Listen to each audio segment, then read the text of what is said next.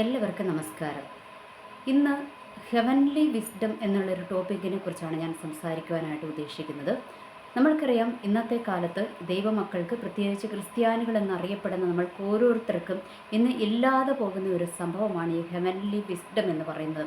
എല്ലാവരുടെയും കാര്യമല്ല പറയുന്നത്, എങ്കിലും ഒട്ടുമിക്ക ഒരു 75% ആൾക്കാർക്കും ഇന്ന് ഈ ഒരു ഹെവൻലി വിസ്ഡം, അല്ലേ, ഒരു ഉയരത്തിൽ നിന്നുള്ളൊരു ജ്ഞാനം, അത് ഇല്ലാത്തത് കൊണ്ട് പറ്റുന്ന ഒത്തിരി അബദ്ധങ്ങളൊക്കെ നമ്മളുടെ ജീവിതത്തിൽ സംഭവിക്കാറുണ്ടല്ലോ. നമ്മൾക്കറിയാം, പഴയ നിയമത്തിലോട്ട് വന്നു കഴിയുമ്പോൾ, പഴയ നിയമമല്ല പുതിയ നിയമം എടുത്താലും ഏറ്റവും ജ്ഞാനിയായിട്ടുള്ള ഒരാളെ വിശുദ്ധ ബൈബിൾ എടുത്തു കാണിക്കുന്നത് ആരെയാണ്? ശലോമോൻ, അല്ലേ, സോളമൻ എന്നൊക്കെ പറയും. ആരാണ് അദ്ദേഹം? അദ്ദേഹം നമ്മുടെ ഇസ്രയേലിൻ്റെ രാജാവായിരുന്നു, അല്ലേ, ഇസ്രയേലിൻ്റെ രാജാവായിരുന്നു. അതിലെല്ലാം അപ്പുറമായിട്ട് എന്താണ്, നമ്മുടെ ഇസ്രയേലിൻ്റെ രണ്ടാമത്തെ രാജാവായ ദാവീദിൻ്റെ മകനാണ് ഈ ശലോമോൻ എന്ന് പറയുന്നത്, അല്ലേ. അപ്പോൾ പുള്ളിക്ക് അധികാരം കിട്ടിയപ്പോൾ, പുള്ളീനെ ഇസ്രയേലിൻ്റെ രാജാവായിട്ട് പുള്ളീനെ അഭിഷേകം ചെയ്തപ്പോൾ, പുള്ളി ആദ്യം ദൈവത്തോട് ചോദിച്ചൊരു ആവശ്യം എന്തായിരുന്നു? പുള്ളിയുടെ ആവശ്യം എന്തായിരുന്നു?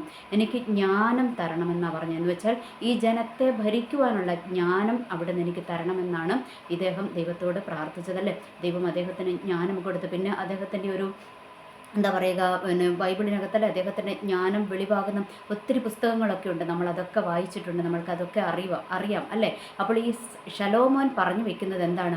നിങ്ങൾ ജ്ഞാനം പ്രാപിക്കണം എന്നാണ് പുള്ളി പറഞ്ഞു വെച്ചിരിക്കുന്നത്, അല്ലേ. അപ്പോൾ നമ്മൾക്കറിയാം, നമ്മുടെ പുതിയ നിയമത്തിലോട്ട് വന്നു കഴിയുമ്പോൾ യാക്കോബിൻ്റെ ലേഖനം അതിൻ്റെ 3-ാമത്തെ അധ്യായം 17-ാമത്തെ വാക്യത്തിനകത്തും ഉയരത്തിലെ ജ്ഞാനത്തിനെ കുറിച്ച് പറഞ്ഞിട്ടുണ്ട്. ആ ജ്ഞാനം എന്നും പറഞ്ഞിട്ടുണ്ട്. അത് ശാന്തമാണ്, സമാധാനമാണ്, നിർമ്മലമാണ്, പക്ഷപാതമില്ലാത്തതാണ്, കപടതയില്ലാത്തതാണെന്നൊക്കെ പറഞ്ഞുകൊണ്ട് അതിനൊരു വലിയ ഡെഫിനേഷൻ തന്നെ നമ്മൾക്കതിനകത്ത് കാണുവാനായിട്ട് കഴിയും. ഓർക്കുക, ഇന്നത്തെ ഈ കാലഘട്ടത്തിൽ നമ്മൾക്ക് ജ്ഞാനം ഇല്ല എങ്കിൽ, അതായത് പ്രത്യേകിച്ച് ദൈവിക ജ്ഞാനം, ചുമ്മാ ഈ ലോകത്തിലെ ജ്ഞാനം കൊണ്ട് ഒരു കാര്യമില്ല. കാരണം കുറേ പുസ്തകജ്ഞാനം ഉണ്ടായിട്ട് കാര്യമില്ല. വിവേകമില്ല എങ്കിൽ ഒന്നും കൊണ്ട് ഉപകാരമില്ല. പക്ഷേ നമ്മളെ സംബന്ധിച്ചിടത്തോളം നമുക്ക് ആവശ്യമുള്ളത് എന്താണ്? ഉയരത്തിലെ ജ്ഞാനം, ദൈവികമായൊരു ജ്ഞാനം നമ്മൾക്കില്ല എങ്കിൽ നമ്മളുടെ ക്രിസ്ത്യൻ ലൈഫ് മുന്നോട്ട് കൊണ്ടുപോകാൻ നമ്മൾക്ക് കഴിയത്തില്ല എന്നുള്ളതിൻ്റെ ഒത്തിരി ഉദാഹരണങ്ങൾ ഇന്ന് ഈ ലോകത്തിൽ തന്നെ നടക്കുന്നുണ്ട്. ഞാൻ ഒരൊറ്റ എക്സാമ്പിൾ പറയാം. നമ്മളുടെ പഞ്ചാബ് എന്ന് പറയുന്ന സ്ഥലത്തല്ലേ ഒരു പാസ്റ്ററിനെ ഈ കഴിഞ്ഞ ഇടയ്ക്ക് എന്താണ്, സ്ത്രീ പീഡന കേസിൽ പുള്ളിനെ അറസ്റ്റ് ചെയ്ത് പുള്ളിക്ക് ജീവപര്യന്തം ശിക്ഷ വിധിച്ചു എന്നുള്ളതൊക്കെ നമ്മൾ കണ്ടു. അതിനുശേഷം ഇപ്പോൾ വേറെ ഒരു പാസ്റ്ററിനെതിരെയും ഇതുപോലെ തന്നെ ഒരു ഒരു പീഡന കേസ് ഉയർന്നു വന്നിട്ടുണ്ട്. അതിൻ്റെ വിധി പ്രഖ്യാപനമല്ല, കേസ് ഇങ്ങനെ കുത്തിപ്പൊക്കിക്കൊണ്ട് വന്നിട്ടുണ്ട്. അപ്പോൾ ഇവിടെ നമ്മൾക്കറിയാം, ഒരു കൂട്ടം വിശ്വാസികളുടെ ഒരു പരിജ്ഞാനമില്ലായ്മ, ഒരു ദൈവിക ജ്ഞാനമില്ലായ്മ ഇവിടെ നമ്മൾക്ക് പ്രതിഫലിക്കുവാനായിട്ട് കഴിയും. എന്താണെന്നറിയാമോ? ഇതിനു മുൻപേ നമ്മൾക്കറിയാം, ഈ പഞ്ചാബിൽ ഭയങ്കര ദൈവപ്രവൃത്തിയാണ്, അവിടെ ഭയങ്കര ഉണർവ് നടക്കുകയാണെന്നൊക്കെ പറഞ്ഞുകൊണ്ട് കുറേ സോഷ്യൽ മീഡിയകളിൽ ഇങ്ങനെ ഒരു കൊട്ടിഘോഷിച്ചുകൊണ്ടുണ്ടായിരുന്നു, അല്ലേ. അപ്പോൾ ഇങ്ങനെ കൊട്ടിഘോഷിച്ചുകൊണ്ട് നടക്കുന്ന പകുതി ടീമുകളും അവിടെ പോയി ഉണർവ് കണ്ടവരൊന്നുമല്ല, ആരൊക്കെയോ പറയുന്നത് ഏറ്റുപാടിക്കൊണ്ട് നടന്നു എന്നുള്ളതാണ് അതിനകത്ത് യാഥാർത്ഥ്യം. അപ്പോൾ അവിടെ ഉണർവ് യഥാർത്ഥത്തിൽ നടന്നോ നടന്നില്ലയോ എന്നുള്ളതല്ല വിഷയം, അല്ലേ. അപ്പോൾ അവിടെ ഉണർവ് നടന്നാലും ഉണർവ് നടന്നില്ലെങ്കിലും ഓർക്കുക, ഇന്നത്തെ കാലഘട്ടത്തിലെ കേരളത്തിന് വെളിയിലോട്ട് പോയി കഴിഞ്ഞാൽ ക്രിസ്ത്യാനികൾ ഒത്തിരി വേട്ടക്കിരയാകുന്നുണ്ടല്ലേ. അപ്പോൾ നമ്മൾ എന്താണ് ചെയ്യേണ്ടത്? അവിടെ നമ്മൾ ബുദ്ധിപൂർവ്വം ജീവിക്കേണ്ടത് വളരെ അത്യാവശ്യമാണ്. അവിടെ നടക്കുന്ന വലിയ വലിയ കാര്യങ്ങൾ, ദൈവപ്രവർത്തികളൊക്കെ നമ്മൾ ഈ സോഷ്യൽ മീഡിയകളിലൂടെ നമ്മൾ കൊട്ടിഘോഷിച്ചുകൊണ്ട് നടക്കുമ്പോൾ മറുഭാഗത്തൊരു ശത്രുപക്ഷത്ത് ശത്രുഭാഗത്ത് നിൽക്കുന്ന ആൾക്കാർ ഇത് കാണുന്നുണ്ട് എന്നുള്ളൊരു യാഥാർത്ഥ്യം കൂടെ നമ്മൾ തിരിച്ചറിയുക. ഓക്കെ, ഒരു ഭാഗത്ത് നമ്മൾ ദൈവത്തിൻ്റെ നാമത്തെ മഹത്വം എടുക്കുവാൻ വേണ്ടിയിട്ടാണ് ഇങ്ങനെയുള്ള കൊട്ടിഘോഷിക്കൽ നടക്കുന്നത്. എന്നാൽ മറുഭാഗത്ത് എന്താണ്? മറുഭാഗത്ത് അത് ശത്രുവായവൻ അതിനെ പല വിധത്തിൽ ദുർവ്യാഖ്യാനം നടത്തി അതിന് എതിരാളികളെ എഴുന്നേൽപ്പിക്കുന്ന വിധത്തിലുള്ള വിഷയങ്ങൾ കൊണ്ടുവരുന്നുണ്ട്. നമ്മൾക്കറിയാം, നോർത്ത് ഇന്ത്യ പോലുള്ള സ്ഥലങ്ങളിലൊക്കെ എന്താണ്, ക്രിസ്ത്യൻ പീഡകൾ അവിടെ നടക്കുന്നുണ്ടല്ലേ. ഒത്തിരി ചർച്ചുകൾ ആക്രമിക്കപ്പെടുന്നു, ഒത്തിരി ക്രിസ്ത്യാനികൾ ആക്രമിക്കപ്പെടുന്നു, ഒത്തിരി പാസ്റ്റർമാർ മരണത്തിനിടയാകുന്നു, അച്ഛന്മാരെ, കന്യാസ്ത്രീകളെയൊക്കെ ആക്രമിക്കപ്പെടുന്നു. ഇതൊക്കെ നമ്മൾ കാണുന്നുണ്ട്. എന്തുകൊണ്ടാണ്? ഇതിൻ്റെയൊക്കെ ഒരു മറുവശം എന്ന് പറയുന്നത് എന്താണ്? ഈ വേണ്ടാത്ത ഹൈപ്പ് നമ്മൾ ഉണ്ടാക്കി കൊടുക്കുകയാണ്. ഓർക്കുക, നമ്മളുടെ ദൈവം എന്താണ്? നമ്മളെ ജ്ഞാനത്തോടെ, വിവേകത്തോടെ മുൻപോട്ട് പോകുവാനാണ് നമ്മൾക്ക് ഉപദേശം തന്നിരിക്കുന്നത്. ഇനി ഒന്നും വേണ്ട, ഈ സോഷ്യൽ മീഡിയയൊക്കെ എടുത്തു കഴിഞ്ഞാൽ ചില സെലിബ്രിറ്റികളൊക്കെ യേശുക്രിസ്തുവിനെ രക്ഷകനാഥനുമായി സ്വീകരിച്ചു, അല്ലെങ്കിൽ അവർക്ക് ബൈബിൾ കൊടുത്തു എന്നൊക്കെ പറഞ്ഞുകൊണ്ട് എന്തെല്ലാം കാട്ടിക്കൂട്ടലുകളാണ് നടക്കുന്നത്. ഐശ്വര്യ റായിക്ക് പ്രായിക്ക് ബൈബിൾ കൊടുത്തു എന്ന് പറഞ്ഞുകൊണ്ടായിരുന്നു ഒരു സമയം മുഴുവൻ സോഷ്യൽ മീഡിയ പൊക്കി പിടിച്ചുകൊണ്ട് നടന്നത്. അപ്പോൾ ഇങ്ങനെയൊക്കെ നമ്മൾ ചെയ്യുമ്പോൾ അവർ തീർച്ചയായിട്ടും അവരുടെ ഒരു പ്രൈവസി അവർ ആഗ്രഹിക്കുന്നുണ്ടല്ലേ. അപ്പോൾ ഇങ്ങനെ നമ്മൾ ഇതിനൊക്കെ ഒത്തിരി കൊട്ടിഘോഷിച്ചുകൊണ്ട് നടക്കുമ്പോൾ അവരെ പോലെയുള്ളവർക്ക്, സെലിബ്രിറ്റി ലെവലിൽ നിൽക്കുന്നവർക്ക്, അല്ലെങ്കിൽ നമ്മുടെ രാഷ്ട്രീയ നിലകളിൽ നിൽക്കുന്നവർക്കൊക്കെ നമ്മളുടെ ദൈവത്തിൻ്റെ സന്നിധിയിലോട്ട് കടന്നു വരുവാൻ, അല്ലെങ്കിൽ ഈ ഒരു വിശ്വാസം സ്വീകരിക്കാൻ അവർക്ക് ബുദ്ധിമുട്ടുണ്ട്. കാരണം എന്താണെന്നറിയാമോ, അവർ എന്തെങ്കിലും ഒന്ന് ചെയ്തു കഴിഞ്ഞാൽ, ഏതെങ്കിലും ഒരു പള്ളിയിൽ പോയി കഴിഞ്ഞാൽ, ഇവർ ഒരു ബൈബിൾ മേടിച്ചു കഴിഞ്ഞാലൊക്കെ ഇത് ഉടനെ സോഷ്യൽ മീഡിയയിൽ കൂടെ കടന്നുകൊണ്ട് അങ്ങ് ഒത്തിരി അങ്ങോട്ട് അതിനങ്ങ് ഹൈപ്പ് കൊടുക്കുകയാണ്, അല്ലെങ്കിൽ അതിങ്ങനെ അങ്ങ് പബ്ലിസിറ്റി കൊടുക്കുകയാണ്. അത് അവരുടെ കരിയറിനെ, അല്ലെങ്കിൽ അവരുടെ ഒരു ലൈഫിനെയൊക്കെ അത് ബാധിക്കുവാനായിട്ട് ഇടയായിത്തീരും എന്നുള്ള ഒരു സാമാന്യ ബോധം പോലും ഇന്നും ദൈവമക്കളെന്ന് അവകാശപ്പെടുന്ന നമ്മൾക്കൊക്കെ ഇല്ല എന്നുള്ളതാണ് അതിനകത്തെ വാസ്തവമായ കാര്യം. ഇനി ഒന്നും വേണ്ട, അപ്പം നമ്മുടെ കേരളത്തിലോട്ട് വന്നു കഴിയുമ്പോൾ ഇന്ന് എല്ലാ വേർഷിപ്പുകളും എന്താണ്, ഇന്ന് മുഴുവൻ ആരാധനകളും ഇന്ന് ലൈവാണ്. നല്ലതാണ്. കാരണം വീടുകളിലിരിക്കുന്ന ആരാധന കൂടാൻ പറ്റാത്ത വിദേശ രാജ്യങ്ങളിൽ ഇരിക്കുന്നവർക്കൊക്കെ ഈ ആരാധനയിൽ പങ്കുകൊള്ളുവാൻ പറ്റും. അത് നല്ല കാര്യം തന്നെയാണ്. അതിൻ്റെ ഒരു പോസിറ്റീവ് സൈഡ് തന്നെയാണത്. പക്ഷേ അതിൻ്റെ ഒരു നെഗറ്റീവ് സൈഡ് എന്ന് പറയുന്നത് എന്താണെന്നറിയാമോ, ഏതെങ്കിലുമൊക്കെ അവിശ്വാസികളായിട്ടുള്ള വ്യക്തികൾ, ഇനി ഹിന്ദു വിശ്വാസത്തിൽപ്പെട്ടവരോ മുസ്ലിം വിശ്വാസത്തിൽപ്പെട്ടവരോ ആരെങ്കിലും ആകട്ടെ, ഏതെങ്കിലും ഒരു വിധത്തിൽ വീട്ടിൽ നിന്ന് ഒത്തിരി പ്രശ്നങ്ങളും അല്ലെങ്കിൽ എതിർപ്പുകളുമുള്ള ഒത്തിരി പേര് ആരാധനയ്ക്ക് കടന്നു വരുമ്പോൾ അവരെയൊക്കെ അങ്ങ് ഫോക്കസ് ചെയ്ത് പുറത്തോട്ടങ്ങ് കാണിക്കും. എന്ന് വെച്ചാൽ സോഷ്യൽ മീഡിയകളിൽ കൂടെ അവരുടെ ഫേസ് അങ്ങ് റിവീൽ ചെയ്ത് കഴിയുമ്പോൾ സംഭവിക്കുന്ന കാര്യം എന്താണെന്നറിയാമോ, അവർക്ക് പിന്നെ ആ ചർച്ചിലോട്ട് വരാൻ പറ്റാത്ത സിറ്റുവേഷൻ ആകും. അല്ലെങ്കിൽ അവരുടെ കുടുംബക്കാർ അവർക്കെതിരെ തിരിയും, അല്ലെങ്കിൽ അവരായിരിക്കുന്ന ആ ഒരു കമ്മ്യൂണിറ്റി അവർക്കെതിരെ തിരിയും. ഇങ്ങനെയുള്ള ഒത്തിരി ദൂഷ്യവശങ്ങൾ ഇതിൻ്റെ പിന്നിലുണ്ട്. അപ്പോൾ ഓർക്കുക, നമ്മൾ എന്താണ് ചെയ്യേണ്ടത്? നമ്മൾ ഈ സോഷ്യൽ മീഡിയകളിൽ കൂടെ കൊടുക്കുമ്പോൾ മെസ്സേജ് നമ്മൾ കൊടുക്കുക, മെസ്സേജ് നമ്മൾ കാണിക്കുക. ഇതുപോലെയുള്ള ഓരോ വ്യക്തികളും അവരെക്കുറിച്ചുള്ള പ്രൊഫസി പറയുമ്പോഴൊക്കെ അവരുടെ ഫേസ് നമ്മൾ പബ്ലിക്കിൻ്റെ മുൻപിലോട്ട് കാണിക്കാതിരിക്കുന്നതായിരിക്കും ബുദ്ധി എന്ന് പറയുന്നത്. കാരണം അവർക്കൊരു പക്ഷേ ആ ഒരു ആലയത്തിലേക്ക് പിന്നീട് കടന്നു വരാനുള്ള സാഹചര്യങ്ങൾ ചിലപ്പോൾ അടയപ്പെടുകയുണ്ടാകും എന്നുള്ളൊരു യാഥാർത്ഥ്യം നമ്മൾ തിരിച്ചറിയുക. ഇതൊക്കെ എവിടെ നിന്നാണ് ഉത്ഭവിക്കുന്നതല്ലേ? നമ്മൾ വലിയ സംഭവമാണെന്ന് കാട്ടിക്കൂട്ടാൻ വേണ്ടിയിട്ടാണ് പലപ്പോഴും ഇതൊക്കെ ഈ കൊച്ചു പാസ്റ്റർമാരൊക്കെ ഇത് മുഴുവൻ എടുത്ത് കാണിക്കുന്നതല്ലേ. ഈ മറ്റുള്ള ആൾക്കാർ വരുന്നു, അവരോട് പ്രവചനം പറയുന്നു, അതിങ്ങനെ മറ്റു സമൂഹത്തിന് മുൻപിലോട്ട് അങ്ങനെ എടുത്ത് കാണിക്കുന്നു. ആ വ്യക്തികൾക്ക് പിന്നെ ചർച്ചിലോട്ട് വരാൻ പറ്റാത്തൊരു സിറ്റുവേഷൻ ഒരുക്കുകയാണ്. ഇത് ദൈവത്തിൻ്റെ നാമം മഹത്വപ്പെടുവാൻ വേണ്ടിയിട്ടാണോ? അല്ല. ഇങ്ങനത്തെ കാട്ടിക്കൂട്ടലുകൾ എന്തിനാണ്? ഇത് അവരുടെ നാമം മഹത്വം എടുക്കാൻ വേണ്ടിയിട്ടാണ്. അതുകൊണ്ടാണ് ഇന്ന് സഭകളിൽ പലപ്പോഴും ഒരു വലിയ അത്ഭുതങ്ങളൊന്നും നടക്കാത്തത്. ഇപ്പോൾ ഞാനൊക്കെ പോകുന്ന സഭകളിലൊക്കെ ഒത്തിരി അത്ഭുതങ്ങളും ഒത്തിരി അടയാളങ്ങളും നടക്കുന്നുണ്ട്. ഒത്തിരി ക്യാൻസർ പേഷ്യൻസും അങ്ങനെയൊക്കെ സൗഖ്യമാകുന്നതൊക്കെ അവിടെ ഓരോരുത്തർ സാക്ഷ്യം പറയുന്നതൊക്കെ കേട്ടിട്ടുണ്ട്. എന്നാൽ അതൊന്നും സോഷ്യൽ മീഡിയകളിലൂടെ ഒത്തിരി പബ്ലിസിറ്റി അവർ കൊടുക്കാറില്ല. എന്ന് വെച്ചാൽ അതിനെയാണ് ദൈവിക വിസ്ഡം എന്ന് പറയുന്നത്, അതിനെയാണ് ഹെവൻലി വിസ്ഡം എന്ന് പറയുന്നത്. ഓർക്കുക, നമ്മൾ എല്ലാം കൊട്ടിഘോഷിക്കരുത്.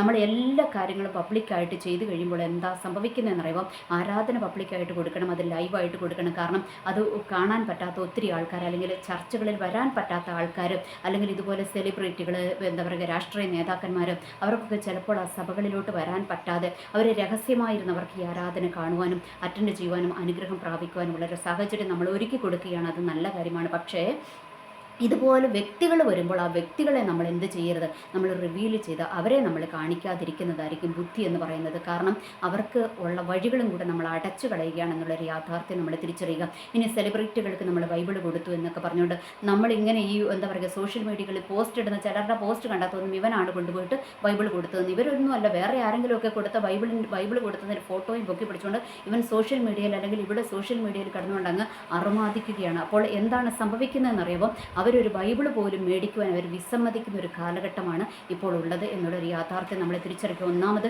ജനം മുഴുവൻ ഒരു വർഗീയമായ ഒരു മൈൻഡിലാണ് ഇന്ന് ഒട്ടുമിക്ക ആൾക്കാരും ജീവിക്കുന്നത്. അതുകൊണ്ട് നമ്മൾ ബുദ്ധിപൂർവ്വം വേണം കാര്യങ്ങൾ കൈകാര്യം ചെയ്യുവാനായിട്ട്. ചുമ്മാ അവിടെയും ഇവിടെയും കിടന്നുകൊണ്ട് നമ്മൾക്ക് എന്തിനാണ്, നമ്മൾക്ക് ഇങ്ങനെ കുറേ ഹൈപ്പ് ഉണ്ടാക്കിയിട്ട് വലിയ കാര്യമൊന്നുമില്ല. അവർ ദൈവത്തിൻ്റെ ഭാഗത്തേക്ക് വന്നു, ഇവർ ദൈവത്തിൻ്റെ ഭാഗത്തേക്ക് വന്നു എന്ന് പറഞ്ഞ് നമ്മൾ സമൂഹത്തെ അറിയിക്കേണ്ട കാര്യമൊന്നുമില്ല. ദൈവം കണ്ടവരെ ദൈവം ഇതിനകത്തോട്ട് കൊണ്ടുവന്നിരിക്കും. അത് ഏത് വിധത്തിലാണെങ്കിലും കൊണ്ടുവന്നിരിക്കും എന്നുള്ളൊരു യാഥാർത്ഥ്യം നമ്മൾ തിരിച്ചറിയുക.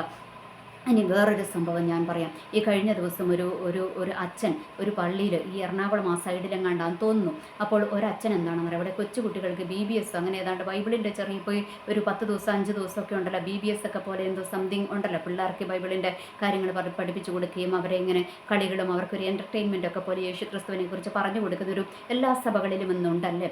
അപ്പോൾ ഒരു കൊച്ചു കുഞ്ഞുങ്ങളെ ഇതുപോലെ ഒരു BBS പോലെ അല്ലെങ്കിൽ ബൈബിൾ സ്റ്റഡി പോലെ ഇവിടെ നടത്തിക്കൊണ്ടിരിക്കുന്ന ഒരു ചർച്ചിൻ്റെ അകത്തോട്ട് ഒരു ലോഹയിട്ട് ഒരു അച്ഛൻ കയറി കയറി ചെന്നിട്ട് ആ അച്ഛൻ പറയുകയാണ്, ഇതൊന്നും നമ്മളുടെ മെത്രാൻ അനുവദിച്ചിട്ടില്ല, അതുകൊണ്ട് ഇതൊന്നും ചെയ്യാൻ പാടില്ല എന്ന് ആ കുഞ്ഞുങ്ങളുടെ മുൻപിൽ വെച്ചിട്ട് ഇദ്ദേഹം പറയുകയും ഈ ലോഹയിട്ട ഈ അച്ഛൻ പറയുകയും, അപ്പോൾ അതിനെ സപ്പോർട്ട് ചെയ്ത് ഒരു 2-3 കറുത്ത കുപ്പായക്കാരായ 2-3 അവന്മാർ എഴുന്നേറ്റ് വരികയും എന്നാൽ ബാക്കിയുള്ളവർ മുഴുവൻ ഇതിനെ പ്രതിരോധിക്കുകയും ചെയ്യുന്നത് കാണുവാനായിട്ട് കഴിയും. അതിനകത്ത് ഒരു സഹോദരി പറയുന്നുണ്ട്, അച്ഛൻ്റെ ഷോ ഓഫ് ഈ കൊച്ചുങ്ങളുടെ മുൻപിൽ വേണോ എന്നൊക്കെ അദ്ദേഹത്തോട് ചോദിക്കുന്നതൊക്കെ കേൾക്കുവാനായിട്ട് ഇടയായിത്തീർന്നു. എന്നിട്ട് അവിടെ വലിയ വിഷയങ്ങളുണ്ടായി, അങ്ങോട്ടും ഇങ്ങോട്ടും ഭയങ്കര വിഷയങ്ങളുണ്ടായി. അവസാനം പോലീസ് അവിടെ വന്ന് വിഷയങ്ങളെ എന്താ പറയുക അമർച്ച ചെയ്യേണ്ട ഒരു സിറ്റുവേഷൻ വന്നു. ഓർക്ക് അവിടെ ഇരിക്കുന്നത് ആരാണ്? കുഞ്ഞു മക്കളായിരിക്കുന്നത്. അപ്പോൾ അവർക്ക് ആ ചെറിയ പ്രായത്തിൽ തന്നെ ഈ സഭയോടും ഈ വെള്ളയിട്ട് നടക്കുന്ന അച്ഛന്മാരോടും എന്താണ് ലോഹയിട്ട് നടക്കുന്ന അച്ഛന്മാരോടും ക്രിസ്ത്യാനികൾ എന്ന് പറയുന്നവരോടും അവർക്കൊരു വെറുപ്പാണ് അവരുടെ ഉള്ളിലുണ്ടാകുന്നത് അല്ലേ. അവരുടെ മുൻപിൽ ഒരു നല്ല മാതൃക കാണിച്ചു കൊടുക്കാൻ കഴിയുന്നില്ല എങ്കിൽ എങ്ങനെയാണ് ഇനി വരുന്ന തലമുറകളെ നമ്മൾ ലഹരിക്ക് എതിരെയൊക്കെ ഭയങ്കര ഘോരം അച്ഛന്മാരും പാസ്റ്റർമാരും എല്ലാവരും പ്രസംഗിക്കുന്നുണ്ടല്ലേ. ലഹരിക്കെതിരെ പ്രസംഗിക്കുന്നു, അതിനെതിരെ പ്രസംഗിക്കുന്നു, ഇതിനെതിരെ പ്രസംഗിക്കുന്നു. അപ്പോൾ നമ്മൾക്ക് ആ തലമുറകളുടെ മുൻപിൽ ഒരു നല്ലൊരു മാതൃക കാണിച്ചു കൊടുക്കാൻ കഴിയുന്നില്ല എങ്കിൽ നമ്മൾ ഈ ഘോര പ്രസംഗിച്ചത് കൊണ്ട് വല്ല അർത്ഥമുണ്ടോ? ഒരു അർത്ഥവുമില്ല അല്ലേ. അതുകൊണ്ടാണ് ദൈവം പറഞ്ഞിരിക്കുന്നത് എന്താണ്? ദൈവം എന്താണ് ആഗ്രഹിക്കുന്നത്? ദൈവം ആഗ്രഹിക്കുന്നത് നമ്മളുടെ ഒരു ഹൃദയത്തിൻ്റെ വിശുദ്ധീകരണമാണ് ആഗ്രഹിക്കുന്നത്. അതായത് നല്ല മാതൃകയുള്ളൊരു ജീവിതം നമ്മൾ കാഴ്ചവെക്കുവാനാണ് ദൈവം പറഞ്ഞിരിക്കുന്നത്. ഇത് അധികാരങ്ങളിൽ ഇരിക്കുന്നവരെ തന്നെ, അതായത് ആത്മീയ നേതൃത്വത്തിൽ ഇരിക്കുന്നവരെ തന്നെ കോപ്രായങ്ങൾ കാട്ടിക്കൂട്ടുക, കുഞ്ഞു മക്കളുടെ മുൻപിൽ കോപ്രായങ്ങൾ കാട്ടിക്കൂട്ടുക, സഭകളിൽ കിടന്ന് അടിയുണ്ടാക്കുക, പിടിയുണ്ടാക്കുക, അടിപിടി ഉണ്ടാക്കുക. എന്നിട്ട് ഈ ലോഹയിട്ട് നടക്കുന്നവനെ പിന്നെ നാളെ പുറത്തിറങ്ങുമ്പോൾ ഈ കുഞ്ഞുങ്ങൾ ബഹുമാനിക്കത്തില്ല. പണ്ടൊക്കെ അങ്ങനെയായിരുന്നു. ഒരു അച്ഛനെ, ഒരു സിസ്റ്ററെ, ഒരു പാസ്റ്ററിനെ ഒക്കെ കണ്ടു കഴിയുമ്പോഴത്തേക്ക് ആൾക്കാർക്ക് എന്ത് ബഹുമാനമായിരുന്നു അല്ലേ. ഇന്ന് ബഹുമാനമുണ്ടോ? ഇന്ന് ഒരു ബഹുമാനവും ഇല്ല. കാരണം അവരിന്നൊരു കോമാളികളായിട്ട് സമൂഹത്തിന് മുൻപിൽ മാറ്റപ്പെടുക. കാരണം എന്താണ്? ഇതുപോലെയുള്ള കുഞ്ഞുങ്ങളുടെ മുൻപിൽ മാതൃകയുള്ളൊരു ജീവിതം കാഴ്ചവെക്കുവാൻ ഇവർക്ക് കഴിയുന്നില്ല എന്നുള്ളതാണ് ഇതിനകത്തെ യാഥാർത്ഥ്യം. അതുകൊണ്ട് ഇന്ന് ചെറുപ്പക്കാർ മുഴുവൻ ഈ സഭകളോട് അകന്നു നിൽക്കുവാനുള്ള കാരണം എന്താണ്? അതിനെക്കുറിച്ച് വിലപിച്ചിട്ട് കാര്യമൊന്നുമില്ല കേട്ടോ. ഇവർ അകന്നു നിൽക്കുവാനുള്ള കാരണം എന്താണ്? അല്ലെങ്കിൽ ഇന്ന് കുറേ കൾട്ടുകളുടെ പുറകെ ഇവർ പോകുന്നതിൻ്റെ കാരണം എന്താണ്? ഇവർക്കൊരു മാതൃകയുള്ളൊരു ക്രിസ്ത്യൻ ലൈഫ് കാണിച്ചു കൊടുക്കുവാൻ ഇന്ന് അധികാരങ്ങളിൽ ഇരിക്കുന്നവർക്ക് പറ്റുന്നില്ല. അതുകൊണ്ടാണ് തലമുറകൾ ഇന്ന് വഴിതെറ്റി പോകുന്നതും ലഹരികൾക്ക് അടിമയാകുന്നതും അവർ വേറെ റിലേഷനുകളിലേക്ക് പോകുന്നതും അവർ സഭകളിൽ നിന്ന് അകന്നു നിൽക്കുവാനുള്ള കാരണം അവരിന്ന് ആത്മീയ നേതൃത്വത്തെ റെസ്പെക്റ്റ് ചെയ്യാതിരിക്കുന്നതിൻ്റെ കാരണം എന്താണ്? ഇവരൊരു ഒരു എന്താ പറയുക മാതൃകയുള്ളൊരു ജീവിതം ഈ സമൂഹത്തിന് മുൻപിലോട്ട്, ഈ കുഞ്ഞുങ്ങളുടെ മുൻപിലോട്ട് കാഴ്ചവെക്കാത്തത് കൊണ്ടാണ് എന്നുള്ളൊരു യാഥാർത്ഥ്യം കൂടെ നമ്മൾ തിരിച്ചറിയുക. ആ കുഞ്ഞുങ്ങൾ എത്ര പേടിച്ചിട്ടുണ്ടാകും അല്ലേ. അവിടെ ആ സൺഡേ സ്കൂൾ പോലെ നടന്നുകൊണ്ടിരിക്കുന്ന ഈ അച്ഛനും കുറച്ച് പേരൊക്കെ വന്നിട്ട് പിന്നെ വേറൊരു കാര്യമുണ്ട്. ഈ അച്ഛന്മാരും ഇതുപോലെയുള്ള പാസ്റ്റർമാരും ഒക്കെ എന്തെങ്കിലുമൊക്കെ എന്താ പറയുക ഈ കുരുത്തക്കേടുകൾ ഇങ്ങനത്തേനൊക്കെ എന്ന് വെച്ചാൽ ഈ വിവേകമില്ലാതെ പെരുമാറുമ്പോൾ, അതായത് ദൈവിക ജ്ഞാനമില്ലാതെ പെരുമാറുമ്പോൾ അതിനെ സപ്പോർട്ട് ചെയ്യാൻ വേണ്ടിയിട്ട് കുറച്ച് അവന്മാർ വരും. അങ്ങനെ സപ്പോർട്ട് ചെയ്യാൻ വരുന്നവന്മാരുടെ ഹിസ്റ്ററി എടുത്ത് നോക്കിക്കോ. അവന്മാർ ഭൂലോക ഉഡ്ഡായിപ്പുമാരായിരിക്കും. അത് ഞാൻ എഴുതി തരാം, നിങ്ങൾ നോക്കിക്കോ. അവന്മാർ ഭൂലോക ഉഡ്ഡായിപ്പായിരിക്കും. ഒരു നല്ല അവന്മാർ അങ്ങനത്തെ പരിപാടിക്ക് പോകത്തില്ല, ആരുടെയും പക്ഷം പിടിക്കാൻ പോകത്തില്ല. അവരെന്ത് ചെയ്യും? അവർ തെറ്റിനെതിരെ പ്രതികരിക്കുക തന്നെ ചെയ്യും. പക്ഷേ അവരുടെ ഉള്ളിൽ എന്തുണ്ടാകും? ഒരു ദൈവികമായ ജ്ഞാനം അവരുടെ പുറത്തോട്ട് അവർ കാണിക്കുകയും ചെയ്യുമെന്നുള്ളൊരു യാഥാർത്ഥ്യം കൂടെ തിരിച്ചറിയുക. അതുകൊണ്ട് നമ്മൾ മനസ്സിലാക്കേണ്ട കാര്യമുണ്ട്. നമ്മൾക്ക് ഈ ദിവസങ്ങളിൽ, ഈ കാലഘട്ടത്തിൽ നമ്മൾക്ക് വേണ്ടുന്നത് എന്താണ്? ഒരു ദൈവിക ജ്ഞാനമാണ് നമ്മൾക്ക് വേണ്ടത്. ഉയരത്തിൽ നിന്നുള്ളൊരു ജ്ഞാനമാണ് നമ്മൾക്ക് വേണ്ടുന്നത്.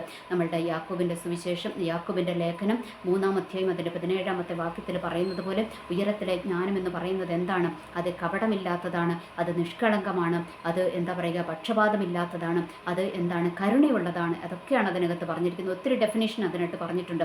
അതായിരിക്കണം ഈ കാലഘട്ടത്തിൽ നമ്മളുടെയൊക്കെ ജീവിതത്തിൽ വളരെ ഇമ്പോർട്ടൻ്റ് ആയിട്ട് ആവശ്യമുള്ളത്. അതുകൊണ്ട് നമ്മൾ എന്ത് ചെയ്യണം? ഈ ദിവസങ്ങളിൽ നമ്മൾ മറ്റൊന്നുമല്ല നമ്മൾ പ്രാർത്ഥിക്കേണ്ടതിന് നമ്മൾ പ്രാധാന്യം കൊടുക്കേണ്ടത് എന്താണ്? ദൈവമേ, അവിടുത്തെ ജ്ഞാനത്താൽ ഞങ്ങളെ ഒന്ന് നിറയ്ക്കണമേ, അവിടുത്തെ ഉയരത്തിലെ ജ്ഞാനത്താൽ ഞങ്ങളെ ഒന്ന് നിറയ്ക്കുമാറാകണമേ എന്നും ഈ ദിവസങ്ങളിൽ നമ്മൾ പ്രാർത്ഥിക്കണം. ഇല്ല എങ്കിലുണ്ടല്ലോ നമ്മളൊക്കെ മറ്റുള്ളവരുടെ മുൻപിൽ വെറും കോമാളികളായിട്ട് ചിത്രീകരിക്കപ്പെടുമെന്നുള്ളൊരു യാഥാർത്ഥ്യം നമ്മൾ തിരിച്ചറിയുക. ഇപ്പോൾ തന്നെ അത് തന്നെയാണല്ലോ. പ്രത്യേകിച്ച് പെന്തക്കോസ്തുകാരൊക്കെ ഇന്ന് സമൂഹത്തിന് മുൻപിൽ വെറും ഒരു കോമാളികളായിട്ട് മാറിയിരിക്കുക. എന്തുകൊണ്ടാണ് കോമാളികളായിട്ട് മാറുന്നതിൻ്റെ കാരണം എന്താ? നമ്മളുടെ ജ്ഞാനമില്ലായ്മ, നമ്മളുടെ അറിവില്ലായ്മ. അതുകൊണ്ട് നമ്മൾ സമൂഹത്തിന് മുൻപിൽ വേണ്ടുന്നതും വേണ്ടാത്തതുമെല്ലാം കാട്ടിക്കൂട്ടിയിട്ട് അവരുടെ മുൻപിൽ നമ്മളൊരു കോമാളികളായിട്ട് ചിത്രീകരിക്കപ്പെടുകയാണ്. അതുകൊണ്ട് നമ്മൾ എന്ത് ചെയ്യണം?